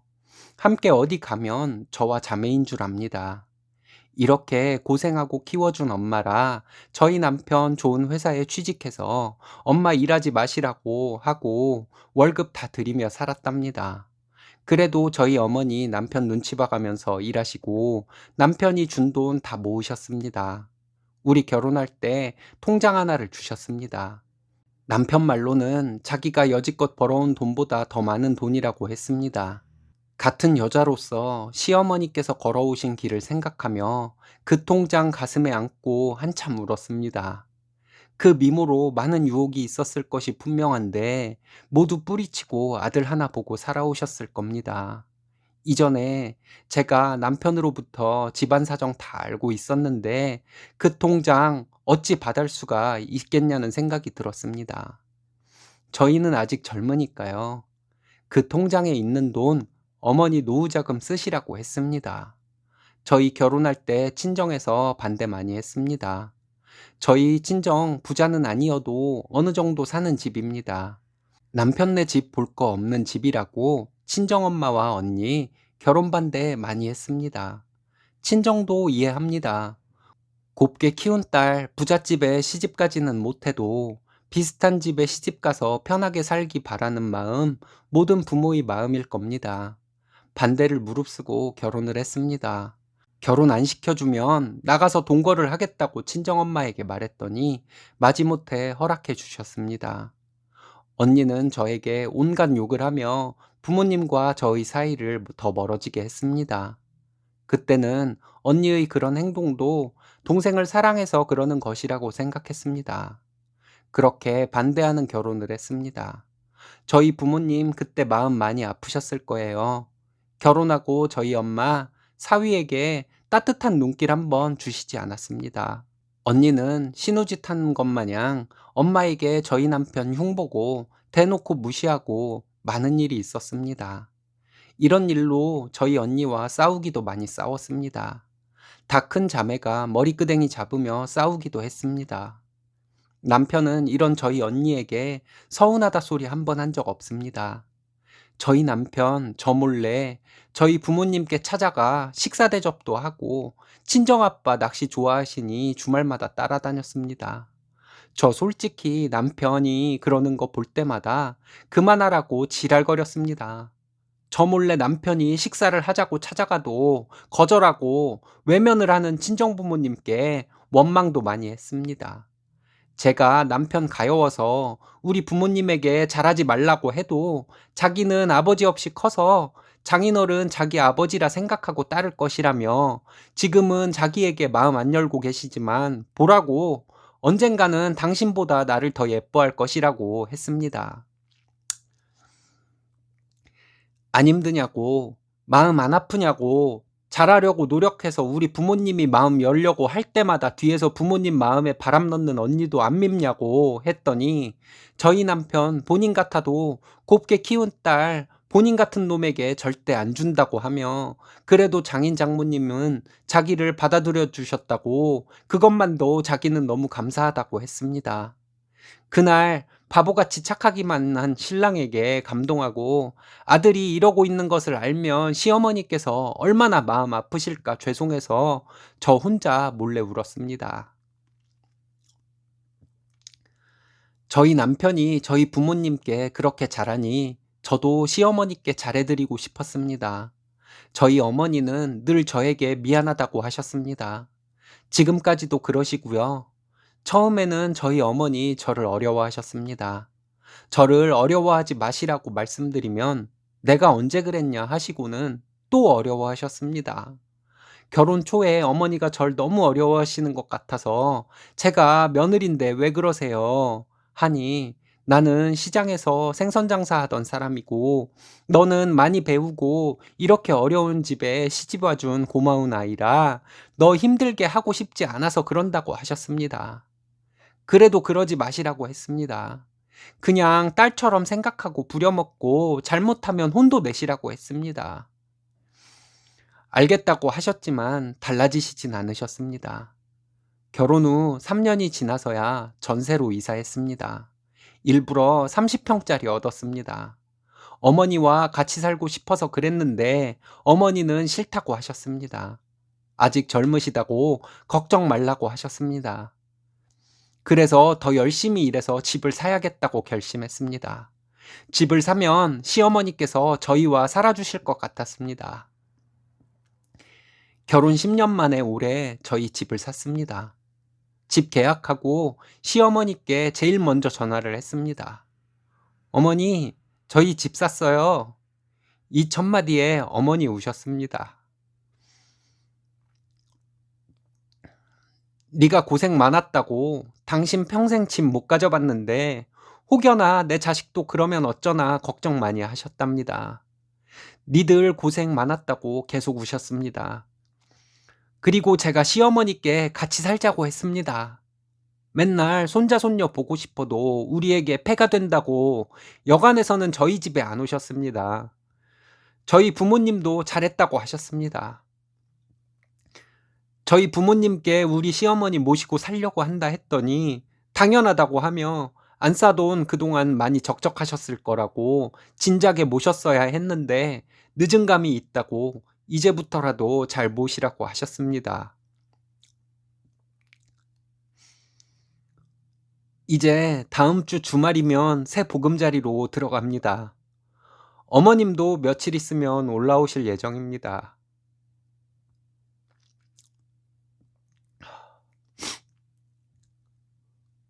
오랜 세월 동안 살아오셨던 곳에서 떠나오시기 쉽지 않으시겠지만 제 마음은 행복하기만 합니다. 어머님, 우리 남편, 우리 아들, 딸, 저 이렇게 5식구 행복하게 살려고 합니다. 이사하고 저희 부모님까지 7명이 결혼 후 처음으로 가족여행을 떠나려고 합니다.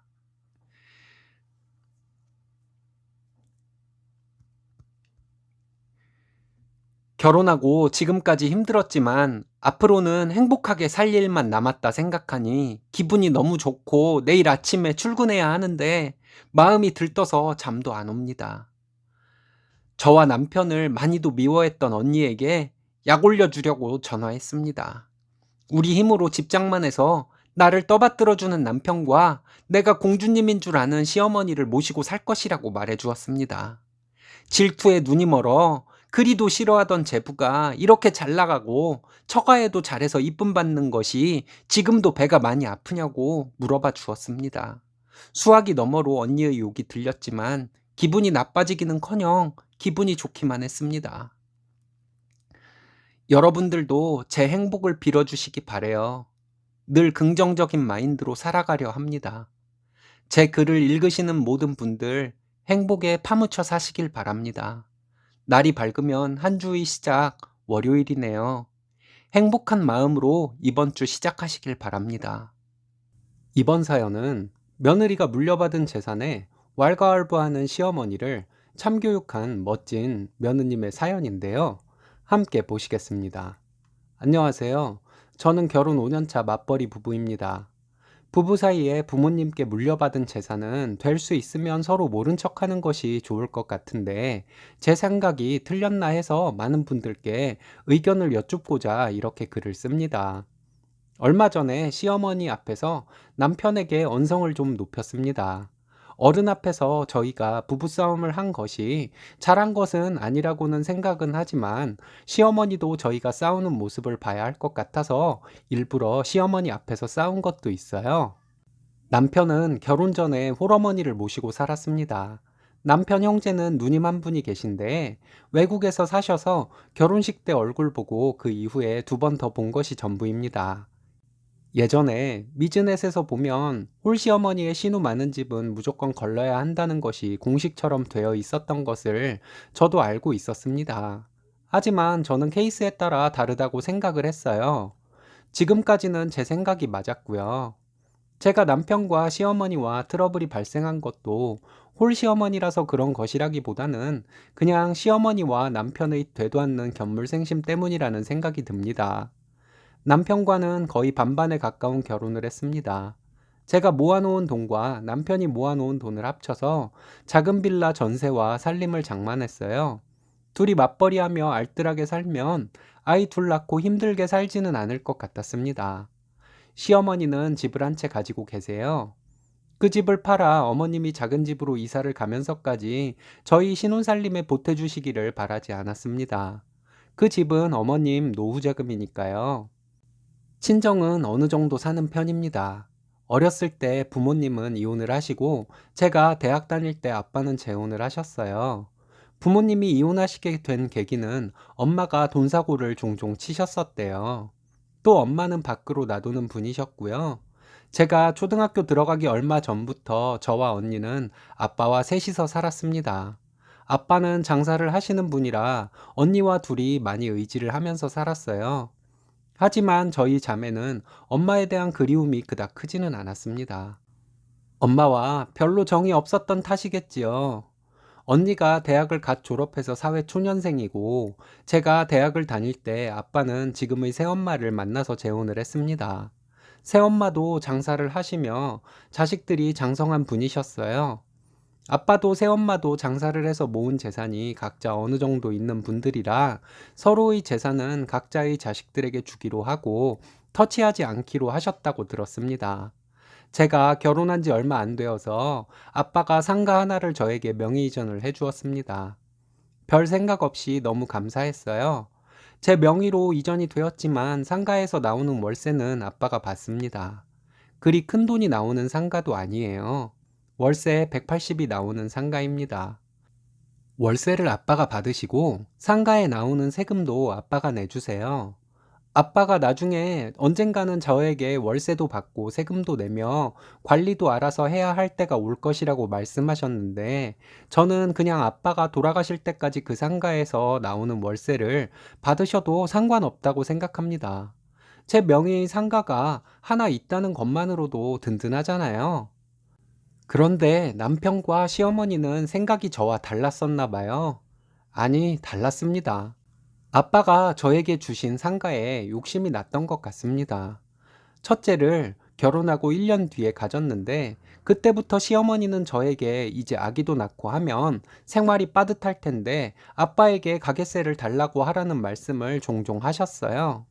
아빠와 새어머니는 지금까지도 장사를 하면서 넉넉하게 살고 계신 형편이거든요. 그것을 거론해 가면서 그 가게세 저에게 준다 해도 아빠가 넉넉하게 사실 만한데 왜 그 세를 저에게 주지 않느냐는 말씀을 하시곤 했습니다. 저는 시어머니께 아빠의 재산이라 제가 아빠에게 왈가왈부할 것이 아니라고 말씀드렸고요. 제가 첫째를 낳고 전업으로 살 것이었다면 시어머니 말씀대로 아빠에게 상가 월세를 내가 받으면 안 되겠냐고 했을지도 모르겠습니다. 하지만 저는 아이를 낳고 복직이 예정이 되어 있고 육아휴직 기간에도 급여가 어느 정도는 나오는 직장을 다니고 있거든요. 신랑과 저는 연봉이 거의 비슷하고요. 시어머니가 상가 월세에 대해 말씀을 하실 때마다 기분이 별로더라고요. 내가 시어머니라면 며느리가 부모에게 물려받은 재산을 가지고 며느리에게 대놓고 이러쿵저러쿵 말을 할 수 없을 것 같은데 말이에요. 지금은 둘째를 임신해서 임신 7개월입니다. 다음 달부터 육아휴직에 들어갈 예정이에요. 둘째를 가지게 되고 나서부터 어머님께서 상가 월세에 대해서 더 자주 말씀을 하셨어요. 남편도 시어머니와 비슷한 얘기를 하기 시작했습니다. 남편에게는 아빠가 모은 재산인데 내가 그 재산세를 내는 것도 아니고 아빠가 원하는 대로 하게 두어야지 내가 무슨 권리로 아빠가 하는 일에 왈가왈부할 수 있냐고 하면서 좀 티격태격하는 일이 몇 번 있었습니다. 자꾸 남편이 그런 얘기를 하는 것을 그냥 두고 볼 수만은 없어서 못 박아 얘기를 해야겠다고 생각하고 있었는데 얼마 전에 어머님 댁에 갔다가 일이 터져버렸네요. 주말에 어머님 댁에 가서 점심을 먹고 TV 보고 있는데 어머님이 또 얘기를 꺼내시더라고요. 곧 둘째를 낳게 되면 살림이 더 빠듯해질 텐데 상가 월세를 너희가 받아야 하는 것이 아니냐고요. 더 이상은 안 되겠다 싶었습니다. 지금까지는 그냥 좋게 얘기하고 넘겼는데 이제 더 이상 시어머니가 그 상가 월세에 대해 얘기를 하는 것을 듣고 싶지 않았어요. 그래서 제가 친정아버지가 번 돈으로 산 상가에 대해 제가 어떻게 제 의견을 말씀드릴 수가 있겠냐고 시어머니께 말씀드렸습니다. 시어머니는 친정아버지가 이왕 명의를 변경해 주셨으면 이제 아이도 둘이 되는데 월세를 저희가 받도록 해야 하는 것이 아니냐고 하시더라고요. 화가 좀 났지만 눌러 참으면서 시어머니께 얘기를 했습니다. 시어머니 말씀이 틀린 것은 아니지만 친정아버지가 모은 재산을 저에게 명의를 주신 것만도 저는 감사하다고 했습니다. 그 상가 외에도 나중에 아빠 재산이 저에게 올 것이 어느 정도 있을 텐데, 그런 모든 아빠의 재산들에 대해서 제 의견을 아빠에게 말씀드리는 것은 도리가 아니라고 생각한다고 말씀드렸습니다. 그랬더니 시어머니는 그래도 있는 부모가 자식을 도와줘야 하는 것이라고 말씀하시더군요. 그것은 아빠의 자유이니 제가 할 말은 아니고 더더욱이 어머님이 말씀하실 일은 아니라고 말씀드렸어요. 옆에서 남편은 듣고만 있고 아무런 말도 하지 않더군요. 제가 남편에게 물었습니다. 어머님이 하시는 말씀이 당신의 의견이기도 하냐고요? 남편은 고개를 끄덕였습니다. 그럼 어머님 앞에서 확실하게 얘기해야겠다고 했습니다. 우리 둘이 결혼할 때 결혼 비용 비슷하게 했고 둘이 벌이도 비슷한 것이 맞냐고 남편에게 물었어요. 맞다고 대답했습니다. 내가 육아휴직을 해도 휴직 기간 동안에 급여의 80%가 나오는 것을 알고 있냐고 물었습니다. 그리고 둘째가 태어난다고 해도 우리가 둘이 벌어서 아이들 키우면서 어느 정도 저축도 할 수 있는 것이 계산이 되어 있냐고 물었습니다. 남편은 다 맞다고 하더군요. 그럼 친정아빠가 주신 상가 월세가 어디에 필요해서 자꾸 얘기하는 것이냐고 물어봤어요. 대답을 못 하더군요. 혹시 내가 모르는 빚이 있거나 근래에 돈 사고 친 것이 있냐고 남편에게 물어봤습니다. 그런 것은 없다고 했어요. 근데 도대체 왜 어머님과 당신은 내가 물려받은 재산에 대해 왈가왈부하는 거냐고 물어봤습니다. 나 같으면 배우자가 부모로부터 물려받은 재산 탐내는 욕심만 많은 되먹지 못한 사람처럼 보일까 봐서라도 배우자의 고유 재산에 대해 일부러라도 모른 척을 할 것 같은데 당신이랑 어머님은 왜 상가 월세에 대해 자꾸 이래라 저래라 하는 것이냐고 언성을 높이며 물었습니다. 그랬더니 남편은 결혼 전부터 친정아버지가 그 상가를 주시고 월세도 저희가 받도록 해주겠다고 말씀하셨다는 거예요. 나도 처음 듣는 말을 당신에게 했냐고 당장 아빠에게 전화해서 물어보겠다고 하며 전화기를 꺼내 들었습니다. 그랬더니 남편이 제 전화기를 뺏으면서 괜히 전화해서 분란을 일으키지 말라고 하더군요. 지금 분란은 당신과 어머님이 일으키는 것인데 왜 나한테 뒤집어 씌우는 것이냐며 제가 언성을 좀 높여 말했습니다. 그리고 상가 명의를 받은 것만으로도 감지덕지 할 것이지 거기에 이래저래 말이 많냐며 그딴 식으로 친정재산 탐내는 거 알면 아빠가 괘씸해서라도 나한테 더 이상 재산 안 줄 것이라고 말해버렸습니다. 신랑과 시어머니는 놀란 표정이더군요. 결혼 전에 아빠가 상가 월세도 제가 받도록 해주겠다고 당신에게 했다는데 내가 꼭 확인해 보겠다고 했어요. 거짓말이라면 가만히 있지는 않겠다고 했습니다. 그리고 아빠가 상가 명의를 변경해 주었으니 나중에 우리 아빠 모시고 살아야 한다고 얘기했어요. 그건 또 무슨 얘기냐고 시어머니가 묻더라고요. 아빠가 상가 외에도 어느 정도 더 주실 것이 있을 테니 당연히 남편과 제가 아빠를 나중에 모시고 살아야 하는 것이 아니겠냐고 했습니다. 그렇게 되면 어머님도 가지고 계신 이 집을 남편과 나누지 않고 신우에게 전부 증여해 주실 수 있으니 서로 얼마나 좋겠냐고 말씀드렸어요. 그렇게 되면 남편이 거지근성이 아니고서야 양심이 있는 사람이라면 장인을 모시고 사는 것이 인간으로서 당연한 도리가 아니겠냐고 했습니다. 어머님은 꿀먹은 벙어리가 되시더군요. 남편은 저에게 아버님에게 전화를 드리지는 말아달라고 하고 있고요. 내가 아빠에게서 재산을 받고 당신과 어머님께 큰 소리를 쳐도 시원치 않을 판에 눈치를 보며 사는데 따질 것을 전부 따지지 않으면 억울해서 못 살 것 같다고 말했습니다. 남편은 알겠다고 하며 제발 전화만은 하지 말아달라고 계속 말하고 있었어요. 그리고 저는 시어머니 들으시라고 남편에게 얘기했습니다. 그 상가 얼마 되지도 않는 거 받아서 어머님과 당신에게 스트레스 받아서 짜증만 나니 아빠에게 다시는 저에게 재산 주지 마시라고 말해버리겠다고요. 어머님은 알았다고 다시는 그 얘기 안 꺼내겠다고 하시더라고요. 이미 스트레스 주실 만큼 충분히 주시고는 이제 와서 그런 말씀이 무슨 소용이겠냐고 말씀드리고 집으로 돌아왔습니다. 요 며칠간 남편이 제 눈치를 보면서 잘 하려고 하더군요. 어머님도 더 이상은 그 상가 월세에 대한 얘기는 안 하시고요. 그냥 가만히나 있으면 될 것을 괜히 욕심을 부려가지고 이런 일을 당하는 것을 보면 남편도 시어머니도 그리 똑똑한 사람들은 아닌 것 같습니다. 실망스럽네요. 조만간에 남편에게 한 번 더 얘기할 생각입니다.